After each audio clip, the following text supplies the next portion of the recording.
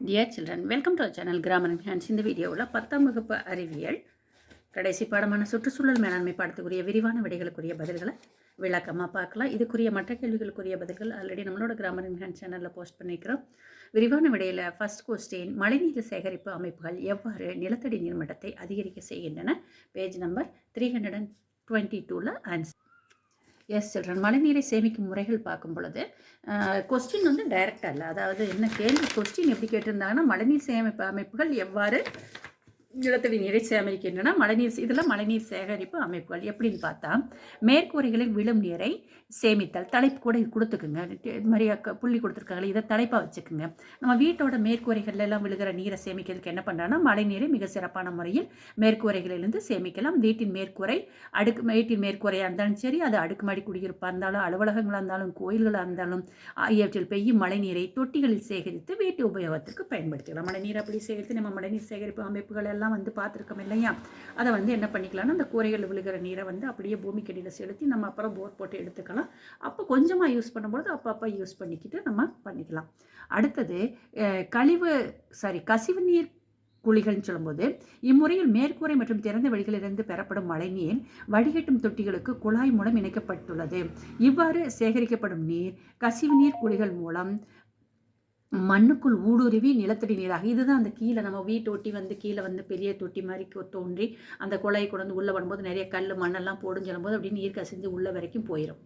அப்போ உள்ளே போகும்பொழுது அது அப்படி என்ன நிலத்தடி நீராக மாறிடும். இதெல்லாம் நம்ம வந்து டெய்லி லைஃப்பில் பார்க்குறது. இந்த பாடம் தான் இருக்கிறதுலையே ஈஸியான பாடம். அடுத்து, கிராமப்புறங்களில் மக்கள் எப்படிலாம் நீரை சேகரிக்கிறான்னு பார்த்தா, ஏரிகள் அமைத்தல்.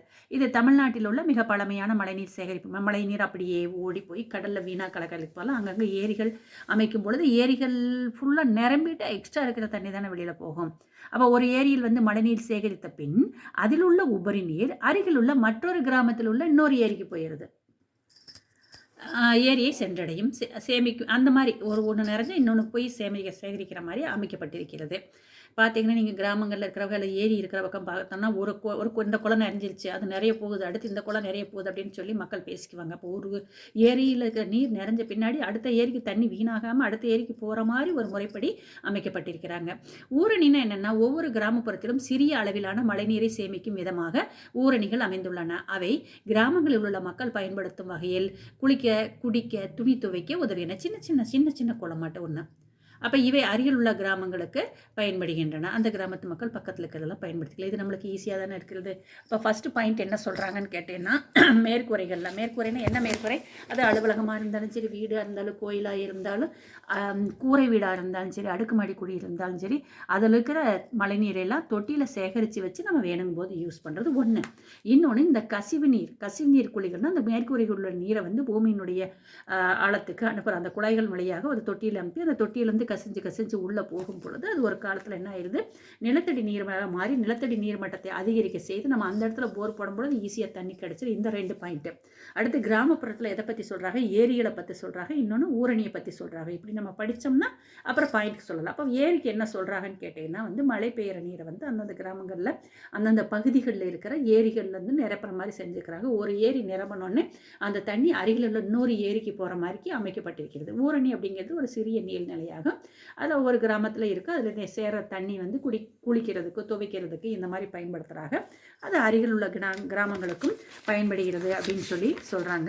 உங்களுடைய 2வது கேள்வி, மண்ணரிப்பை நீவில் எவ்வாறு தடுப்பேன்னு கேட்டிருக்காங்க. மண்ணரிப்பை தடுக்கும் முறைகள், இதுக்குரிய பதில் வந்து 318வது பக்கம் இருக்குது.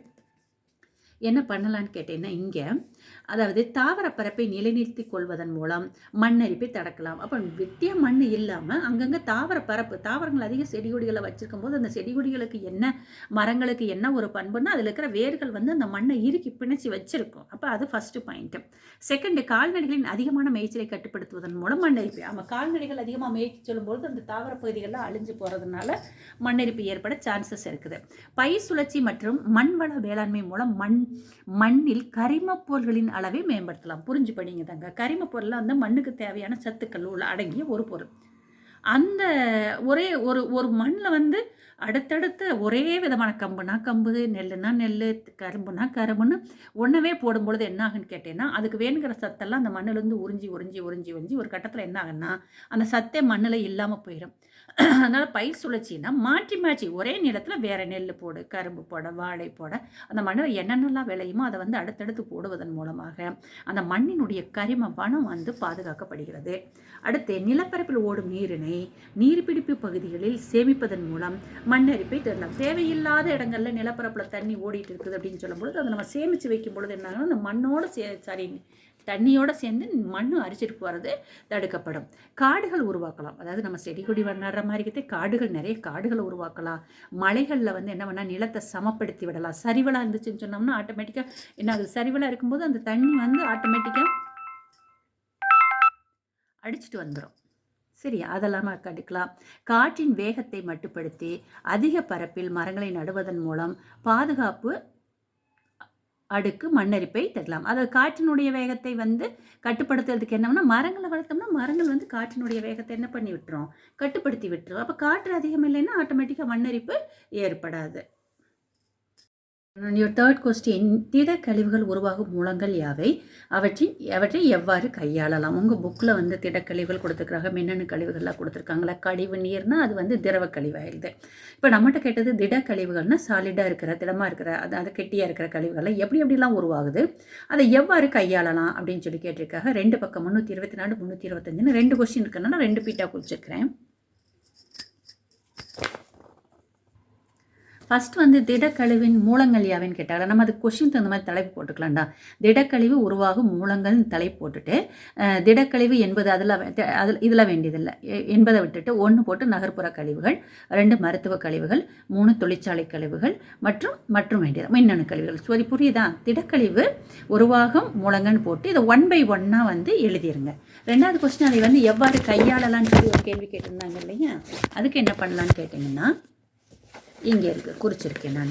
எங்கன்னா திடக்கழிவை அகற்றும் முறைகள்னால் கையாளும் முறைகள், எப்படி நம்ம வந்து டிஸ்போஸ் பண்ணலாம், அதை எப்படி என்ன பண்ணலாம் அப்படின்னு சொல்லி கேட்டிருக்காங்க. ஃபர்ஸ்ட் ஒன் வந்து தனித்து பிரித்தல். இதில் பார்த்தோம்னா பல்வேறு வகையான திடக்கழிவுகளை மக்கும் தன்மை உள்ளவை, மக்கும் தன்மை அற்றவை நம்ம பார்த்துருக்கோம் இல்லையா. நம்ம வந்து அந்த கழிவுகளை எல்லாம் வந்து அப்புறப்படுத்துகிற இடத்துல பார்த்தீங்கன்னா தனியாக பிரிப்பாங்க. அதாவது மக்குனா மண்ணோட மண்ணாக செதஞ்சு போகிறது ஒன்று, மக்காதுன்னா எத்தனை வருஷம் ஆனாலும் அப்படியே இருக்கிறது வந்து மக்காத கழிவுகள். அதை முதல்ல 2ஆக பிரிச்சிடுறாங்க. பிரிச்சுட்டு நிலத்தில் நிரப்புதல்னா தாழ்வான பகுதியில் திடக்கழிவுகளை நிரப்புவது ஆகும். அப்போ நிலத்தில் நிரப்புதுன்னா எங்கெங்கே பள்ளம் இருக்குதோ அங்கெல்லாம் அந்த கழிவுகளை போட்டு என்ன பண்ணிடுறாங்க, நிரப்புறாங்க. அப்போ கழிவுப் பொருள்களை நிரப்பிய பின் அதன் மேல் மண்ணை ஒரு அடுக்கு நிரப்பி சரக்கு ஊர்திகள் மூலம் அழுத்த செய்யலாம். அப்போ ஃபஸ்ட் என்ன பண்ணுறாங்கன்னா, தாழ்வான பகுதியில் அந்த திடக்கழிவுகளை போட்டுறாங்க. அது மேலே மண்ணை போட்டு நிரப்பிட்டு நல்ல வெயிட்டான வெஹிக்கிள்ஸ் இருக்குது இல்லையா, அது மேலே அப்படியே அது மேலே போகும்பொழுது என்னாகும், அழுத்திடும். அப்போ 2 முதல் 12 மாதங்களுக்குள் கழிவுகள் நிலைப்படுத்தப்படுகின்றன. அந்த மாதிரி நம்ம செஞ்சு வச்சுட்டோம்னா அந்த மக்கர குப்பை இதெல்லாம் என்ன ஆகும், 2லேருந்து 12 மாதத்துக்குள்ளே அது அப்படியே இருந்த இடம் தெரியாமல் மண்ணோட மண்ண, இந்த பேப்பரு, இந்த துணி வகைகள்லாம் இருக்குது இல்லையா, அதெல்லாம் மண்ணோட மண்ணை மக்கி செதஞ்சு போயிடுது. அதில் உள்ள கரிம பொருள்கள் என்ன ஆகும், சிதைவடைஞ்சிது. அந்த குப்பையில் இருக்கிற கரிம பொருள்களை சிதைவடைஞ்சிருது. எரித்து சாம்பலாக்குதல் இன்னொரு முறை. அப்போ எரியும் தன்மையுடைய கழிவுகளான மருத்துவமனை கழிவுகள் முறையாக அமைக்கப்பட்ட எரியூட்டிகளில் அதிக வெப்பநிலையில் எரித்து சாம்பலாக்கப்படுகின்றன.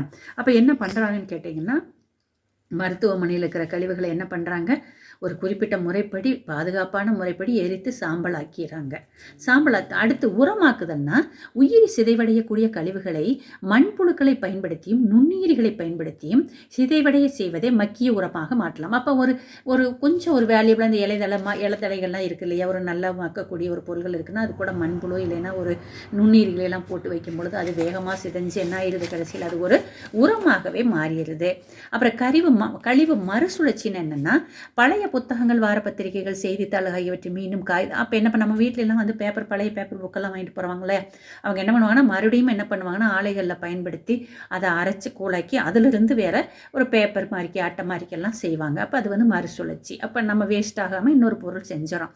இந்த வேளாண் கழிவுகள் தேங்காய், சணல், பருத்தியின் தண்டு, கரும்பு சக்கை ஆகியவற்றை கொண்டு காகிதங்கள் மற்றும் அட்டைகள் தயாரிக்கலாம். இப்போ இதில் நிறைய தேங்காய் மட்டையில் வருது, சணல் வருது, பருத்தி இதெல்லாம் தண்டெல்லாம் இருக்குது இல்லையா, அதெல்லாம் என்ன பண்ணுறாங்கன்னா கரும்பாட்டும் பொழுது நிறைய சக்கை வரும் இல்லையா, இதையெல்லாம் வச்சு காகிதம் அட்டை இதெல்லாம் தயாரிக்கிறாங்க ஒரு முறைப்படி.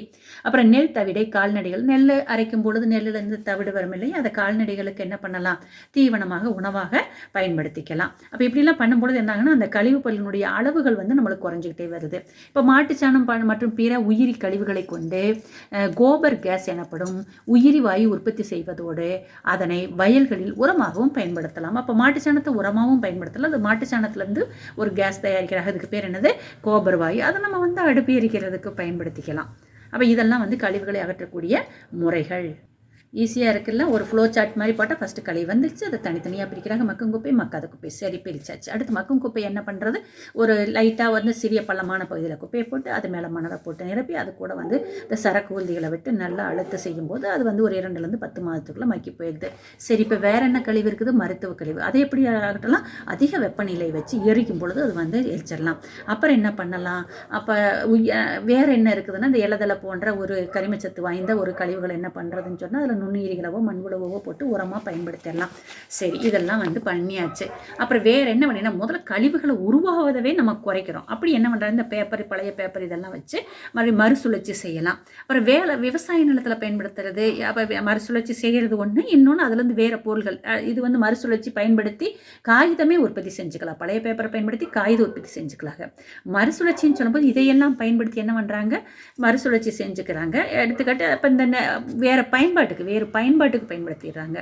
அடுத்தது மாட்டுச்சாணத்தை வந்து இதை எரிபொருளாக பயன்படுத்துகிறேன்னு சொல்லலாம். எரிபொருளாகவும் பயன்படுத்துகிறாங்க, உரமாகவும் பயன்படுத்துகிறாங்க. அதான் மாட்டுச்சாணத்தை டைரெக்டாகவும் இன்னும் கிராமங்களில் ஒருத்தர் பயன்படுத்திகிட்டு இருக்காங்க. இல்லைன்னா மாட்டுச்சாணத்தில் வந்து கோபர் கேஸ் செஞ்சுக்கிறாங்க. அப்படியே நெக்ஸ்ட் கொஸ்டின் சொல்லுங்கள். காடுகளின் முக்கியத்துவத்தை பற்றி கூறுக 316வது பக்கம். இது வந்து ஒரு பேராகிராஃப் மாதிரி இருக்குது, நீங்கள் பாயிண்ட்டாக எழுதிக்கிங்கம்மா. காடு அப்படின்னா, காடு என்பது நிறைய அடர்ந்த மரங்கள், புதர்கள், சிறு செடிகள், கொடிகள் போன்றவற்றை உள்ளடக்கிய பல்வேறு விதமான தாவரங்கள் மற்றும் விலங்கினங்கள் வாழக்கூடிய ஒரு இடம். அப்போ இது நம்ம எழுதலாம்ல, காடுனா என்னது, நிறைய மரம் இருக்கும், புதல் செடிகள் இருக்கும், செடி கொடிகள் இதெல்லாம் இருக்கும், பல்வேறு வகையான விலங்குகள் பறவைகள் வாழக்கூடிய ஒரு இடம் தான் காடு. இதை நம்ம படித்தா தான் தெரியணுமா, நம்மளுக்கு தெரியும். அப்போ ஃபர்ஸ்ட் பாயிண்ட் ஓகே நம்மளுக்கு. அப்போ காடுகள் நமது நாட்டின் பொருளாதார மேம்பாட்டிற்கு முக்கிய பங்களிப்பவை. பொருளாதார உயர்னா காடுகள்லேருந்து எவ்வளவோ நறுமண பொருட்கள் கிடைக்குது, உணவுப் பொருட்கள் கிடைக்குது, காய்கறிகள், பழங்கள் கிடைக்குது, மரங்கள் கிடைக்குது. அப்போ இதையெல்லாம் பயன்படுத்தி நாட்டினுடைய பொருளாதாரம் முக்கியமாக மேம்படுது. அப்போ காடுகள் மனித வாழ்வுக்கு இன்றியமையாதவை, முக்கியமானவை. மேலும் பலதரப்பட்ட புதுப்பிக்கத்தக்க இயற்கை வளங்களின் ஆதாரமாகவும் விளங்குவது. நம்ம ஏற்கனவே பார்த்த புதுப்பிக்கத்தக்க வளங்கள்னு சொல்லும்போது மறுபடியும் கிடைக்கக்கூடிய வளங்களை வந்து கிடைக்கக்கூடிய ஒரு இடமாகவும் காடுகள் இருக்குது. காடுகள் மரம் உணவு, தீவனம் தருது, நார்கள் தருது, மருந்து பொருள்கள் இதையெல்லாம் வந்து தருகிறது. இதெல்லாம் பாயிண்டாக கொடுத்துருங்க. அப்போ காடுகள் சுற்றுச்சூழலுக்கு முக்கியத்துவம் வாய்ந்த பெரும் காரணிகளாக காடுகள் என்ன பண்ணுதுன்னா கார்பனை நிலைநிறுத்துவதால் அவை கார்பன் தொட்டி என்று அழைக்கப்படுகின்றன. அப்போ நம்மளுக்கு வந்து கார்பனும் தேவைதான். அப்போ கார்பன் சுழற்சின்னு ஒன்று படிச்சிருப்போம். இப்போ தாவரங்கள் வந்து கார்பனை எடுத்துக்குது. உணவு ஒளிச்சேர்க்கையின் போது என்ன பண்ணுன்னா கார்பன் டை ஆக்சைடு எடுத்துக்கொண்டு ஆக்சிஜனை வெளிவருது. அப்போ அதுக்கிட்ட வந்து கார்பன் இருக்குது. அது வந்து ஒரு காலத்தில் அழியும் பொழுது, மக்கி செதையும் பொழுது அந்த கார்பன் மறுபடியும் என்ன ஆயிடுது, ரிலீஸ் ஆயிடுது. அப்போ கார்பன் சுழற்சி அந்த கார்பனை வந்து நிலைநிறுத்துவதற்கு பயன்படுகின்றன. அப்போ தட்பவெப்ப நிலையை ஒழுங்குபடுத்தி மழைப்பொழிவை அதிகமாக்கி புவி வெப்பமாவதலை குறைத்து உடச்சி எழுதிக்கிங்க. தட்பவெப்ப நிலையை நிலைநிறுத்துகிறது, மழைப்பொழிவை அதிகரிக்கிறது, புவி வெப்பமாதலை குறைக்கிறது. அப்போ என்ன ஆகுனா வெள்ளம், நிலச்சரிவு. காடுகள் நம்ம ஏற்கனவே மண்ணரிப்பு ஏற்படாமல் தடுக்கும். அதனால் இந்த வெள்ளம் ஏற்படுறது, நிலச்சரிவு, இந்த இயற்கை சீற்றங்களை எல்லாம் தடுத்து அந்த வனத்தில் காடுகள் இருக்கிற உயிரினங்கள்னா எல்லாம் சிறிய முதல் பெரிய உயிரினங்களை எல்லாம் பாதுகாத்து நீர்பிடிப்பு பகுதிகளாக மாறுகின்றன. நிறைய இடங்களில் நீர்பிடிப்பு பகுதிகளாக மாறுகிறது. அப்போ சுற்றுச்சூழல் சமநிலையை பேணுவதில் முக்கிய பங்கு வைக்கிறது. சுற்றுச்சூழல் சமநிலைன்னு சொல்லும்பொழுது அந்த உயிரினங்களுக்குள்ள ஒரு விதமான ஒரு ஓட்டம், உணவு சங்கிலி இருக்குது, உணவு வலை இருக்குது, ஒன்றை ஒன்று சார்ந்திருக்கிறது. அப்போ அந்த விலங்குகளினுடைய ரேசியை ஒரு மாதிரி இருக்கணும். இதையெல்லாம் வந்து சமப்படுத்துறதுக்கு வந்து காடுகள் பயன்படுகின்றன. இவ்வளோ பெரிய பேராகிராஃபை நீங்கள் பாயிண்ட்ஸாக எழுதுனீங்கன்னா ஒரு 7 to 10 பாயிண்ட்ஸ் எழுதுனீங்கன்னாவே 5 மார்க் ஈஸியாக கிடச்சிடும். அடுத்த 2 கேள்வியை அடுத்த பேஜில் பார்க்கலாம். எஸ் சில்ட்ரன், உங்களுடைய நெக்ஸ்ட் கொஸ்டின் மண்ணரிப்பினால் உண்டாகக்கூடிய விளைவுகள் யாவைன்னு கேட்டிருக்காங்க. இதுக்குரிய கேள்வி இதுக்குரிய பதில் உங்களுடைய புக்கில் ஒரு 2 or 3 லைன்ஸில் தான் இருக்குது. அது ஒரு 5 மார்க்குக்கு போதுமானதாக இல்லை. அதனால் நம்ம தனியாக எழுதி வச்சு படிக்கலாம். இதில் 7 பாயிண்ட்ஸ் கொடுத்துக்கிறாங்க. நீங்கள் நல்லதாக இருக்கிற ஒரு வேல்யூபுளாக இருக்கிற ஒரு 5 பாயிண்ட்ஸ் எழுதலாம். அதை நான் கடைசியில் சொல்கிறேன். நான் ஃபஸ்ட்டு மண்ணினுடைய மேலடுக்கு மக்கிய இலைத்தலைகள் மற்றும் தாது உப்புகள் முதலிய தாவரங்கள் வளர்ச்சியடைய தேவையான அவசிய பொருள்களை கொண்டுள்ளது. இது நம்மளுக்கு தெரியும். மண்ணினுடைய மேலடுக்கில் தான் இலைத்தலைகள்னு சொல்லணும்னா இந்த பழைய இலைத்தலைகள், மரங்களினுடைய இலைத்தலைகள்லாம் உதிர்ந்து அது மக்கி போய் உரமாகவே ஆயிரும். அதெல்லாமல் தாவர வளர்ச்சிக்கு தேவையான தாது உப்புகள் எல்லாமே மேலடுக்கில் தான் இருக்குது. அப்போ அந்த மேலடுக்கு காற்றினாலேயோ அல்லது நீரோட்டத்தினாலேயோ அடித்து செல்லப்படுறதுக்கு பேர் தான் மண்ணரிப்புன்னு சொல்லி பேர். அப்போ மண்ணரிப்பின் காரணமாக என்ன ஆகி அங்கே இருக்கிற காடுகள் அழிஞ்சிரும், வீடுகளும் அழியக்கூடிய சான்சஸ் இருக்குது, சாலைகளும் அடித்து செல்லப்படுகின்றன. அப்போ மண்ணின் மேற்பரப்பில் உள்ள சத்தான மண் தான் மண்ணரிப்பினால் அடித்து செல்லப்படுறதுனால மண்ணினுடைய வளம் என்னது குறையிறது. ஆட்டோமேட்டிக்காக விவசாயமும் பாதிக்கப்படுகிறது. இந்த அடித்து செல்லப்பட்ட மண் என்ன ஆகுனா நீர்நிலைகளில் தேங்கிறதுனால நீர் பூமிக்கடியில் ஊடுருவ திறன் பாதிக்கப்பட்டு நிலத்தடி நீர்மட்டம் என்ன ஆகுது, குறையுது.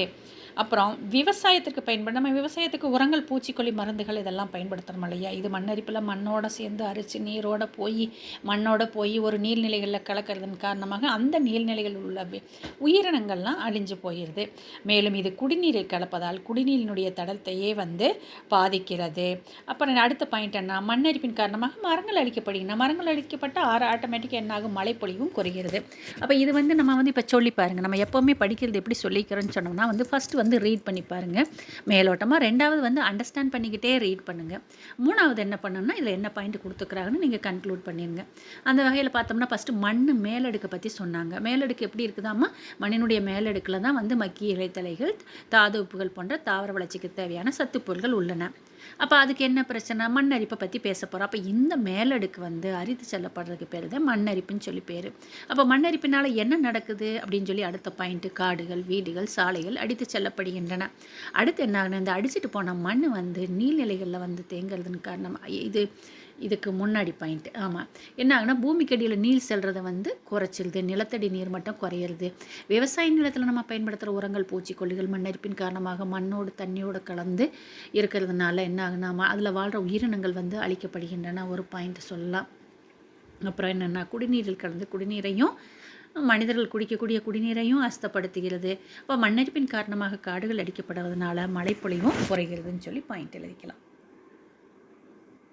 எஸ் சில்ட்ரன், உங்களுடைய நெக்ஸ்ட் கொஸ்டின் வளங்களினுடைய மேலாண்மை, வனங்களினுடைய வனம்னா காடை மேலாண்மை செய்யறதுன்னா அதை பக்குவமாக பாதுகாக்கிறது, வன உயிரினங்களை பாதுகாக்கிறது. இதெல்லாம் இப்போ ஒரு பெரிய சவாலாக இருக்குது. ஏன் அப்படின்னு சொல்லி கேட்கும் பொழுது மக்கள்கிட்ட போதிய அளவுக்கு விழிப்புணர்வு இல்லை. அவங்களுக்கு என்னென்னா வனம்னா நம்ம என்னமோ வீடு கட்டி நம்ம பாதுகாப்பாக இருக்கிறோம், வனம் அது பாட்டு காடு இருக்குது, அதனால் நம்மளுக்கு என்ன அப்படிங்கிறது இருக்குதாங்க. அதாவது சொல்லுவாங்க உயிரின சமநிலைத்தன்மை இருக்கணும். அப்போ அதை பாதுகாத்தா தான் மனித இனம் எந்த உயிரினும் அழியாமல் இருக்குது. அந்த மாதிரி விழிப்புணர்வு அவங்களுக்கு கிடையாது. சட்டவிரோதமாக வேட்டையாடுறது ஒன்று. புவி வெப்பநிலை, புவி இந்த மனித செயல்பாடுகளாலும் சில இயற்கை சீற்றங்களாலும் புவி தொடர்ந்து என்ன ஆகுதுன்னு கேட்டேன்னா வெப்பம் அடைகிறது. அதற்கு பருவநிலையில் மாற்றங்கள் ஏற்படுகிறது. அப்புறம் போதிய மழை பெய்யாததுனால என்ன ஆகுதுன்னா நீர் பற்றாக்குறையற்ற மனித இனம் மட்டுமல்ல, விலங்குகள், தாவரங்கள் எல்லாமே அழிஞ்சு போயிடும். நம்மளை பொருளாதார எக்கனாமிக்கல் லெவலில் நல்லா டெவலப் ஆகணும். இப்போ ஃபேக்ட்ரி கட்டணும், வீடு கட்டணும், தொழில் வளர்ச்சி பெருகணும் அப்படின்னு சொல்லி பல காரணங்களுக்காக அந்த விலங்குகள்லாம் பார்த்தீங்கன்னா அவற்றுடைய கொம்புகளுக்காகவும் தந்தங்களுக்காகவும் தோள்களுக்காகவும் வேட்டையாடப்படுகிறது. அது அடுத்த காரணம் மர ஜாமான்கள், வீட்டில் மர ஜாமான் மர வேலை செய்கிறதுக்காக மரங்களை எல்லாம் வெட்டுறாங்க. அப்புறம் மக்கள் தொகை பெருகும்போது ஆட்டோமேட்டிக்காக இடப்பற்றாக்குறை ஏற்படும் போது காடுகள் எல்லாமே என்ன ஆகுதுன்னு கேட்டீங்கன்னா வாழிடங்களாக, மனிதர்கள் வாழக்கூடிய வாழிடங்கள் ஆக்கப்பட்டு வீடுகள் கட்டப்படுகிறது. அப்போ இந்த மாதிரியெல்லாம் ஒரு பிரச்சனைகள் இருக்கிற காரணத்தினால வனங்களையும் வனத்தில் வாழ்கிற உயிரினங்களையும் பாதுகாப்பது ஒரு சவாலாக உள்ளது. நீங்கள் காரணம் எழுதி கொடுத்துட்டு இத்தகைய காரணங்களால் வனங்களையும் வன உயிரினங்களையும் பாதுகாப்பது ஒரு சவாலான பணியாக கருதப்படுகிறது அப்படின்னு சொல்லி நீங்கள் முடிச்சுக்கணும்.